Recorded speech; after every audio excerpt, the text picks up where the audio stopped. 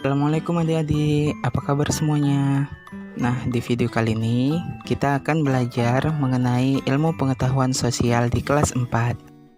Materi yang akan kita bahas hari ini adalah pemanfaatan sumber daya alam. Penasaran kan?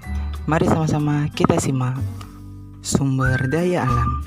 Sumber daya alam adalah segala yang terkandung di alam yang dapat digunakan untuk memenuhi kebutuhan hidup. Sumber daya alam sendiri terbagi menjadi dua. Pertama, sumber daya alam yang dapat diperbaharui, dan yang kedua, sumber daya alam yang tidak dapat diperbaharui.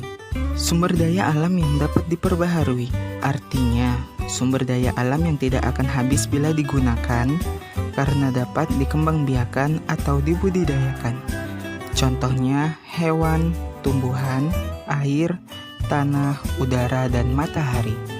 Sumber daya alam yang tidak dapat diperbaharui artinya sumber daya ini memiliki jumlah yang terbatas, sehingga bila terus-menerus kita pakai akan habis.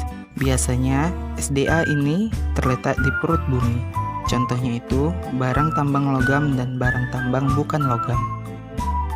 Persebaran sumber daya alam. Nah, banyak sumber daya alam yang tersebar di seluruh Indonesia. Di antaranya ada padi yang tersebar di Sumatera, Jawa, dan Bali. Kemudian ada jagung yang tersebar di daerah Nusa Tenggara dan Sulawesi. Ada pula teh yang tersebar di Sumatera dan Jawa, cengkeh yang tersebar di Sulawesi dan Maluku, batu bara yang tersebar di antaranya di Tambang Ombilin Sumatera Barat dan di Papua Barat. Kemudian ada besi di daerah Cilacap Jawa Tengah dan Kalimantan. Manfaat sumber daya alam. Yang pertama ada pertanian. Pada umumnya, pertanian ini dikembangkan di desa dengan cara mengolah sumber daya tanah menjadi lahan pertanian. Hasil pertanian terutama ada bahan makanan seperti padi, jagung, kacang, dan ubi. Kedua, peternakan. Masyarakat mengelola sumber daya hewan dengan beternak. Contohnya ternak ayam, ternak kambing, dan ternak sapi. Hasil peternakan juga bermacam-macam. Ada telur, daging, susu, dan kulit. Sapi, kerbau, dan kuda sendiri juga bisa dimanfaatkan tenaganya. Perikanan merupakan bagian dari pekerjaan nelayan. Nelayan yang kerjanya di laut, sungai, dan danau.